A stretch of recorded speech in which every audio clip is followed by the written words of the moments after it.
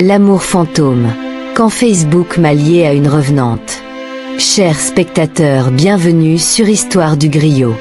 Il était une fois dans une ville africaine vivait un jeune homme nommé Alex, un entrepreneur ambitieux de 25 ans, dont la vie semblait tracée comme une ligne droite, études réussies, affaires florissantes et un avenir prometteur. Mais tout bascula un jour d'été, lorsqu'une simple notification Facebook vint bouleverser son destin à jamais. Ce jour-là, Alex était assis dans son petit bureau, entouré de dossiers et d'écrans d'ordinateur. Il venait de lancer sa boutique d'e-commerce en ligne de prêt-à-porter et gérait également une salle de jeu dans son quartier.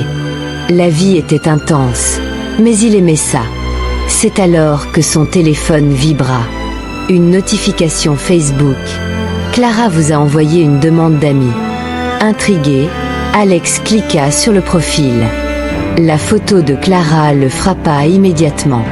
Elle était magnifique, un sourire radieux, des yeux pétillants, et une aura qui semblait presque irréelle. Ses cheveux bruns cascadent sur ses épaules, et son regard semblait percer l'écran. Sans hésiter, Alex accepta sa demande et lui envoya un court message. « Salut Clara, merci pour la demande d'amis. On se connaît ?» À sa grande surprise, Clara répondit presque instantanément. « Salut Alex. Non, on ne se connaît pas, mais j'ai vu qu'on avait des amis en commun. Alors je me suis dit, pourquoi pas ?»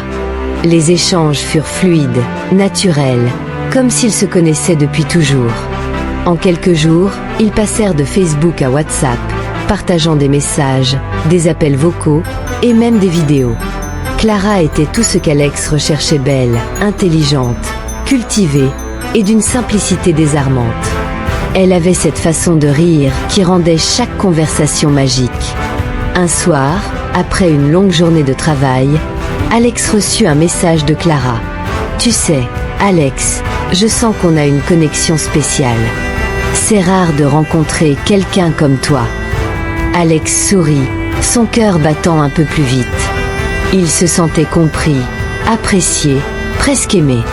Après 6 semaines de discussions intenses, Alex proposa à Clara de se rencontrer chez lui. Elle accepta sans hésiter. Le jour du rendez-vous, Alex mit les petits plats dans les grands. Il nettoya sa chambre de fond en comble, prépara un repas délicieux et s'assura que tout était parfait. Après tout, il tenait à montrer à Clara qu'il était un homme soigné et attentionné. Quand Clara arriva, Alex fut subjugué. Elle était encore plus belle que sur ses photos.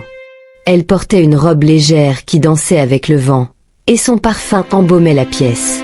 Ils passèrent la journée à discuter, à regarder des films, à rire et à partager leur repas.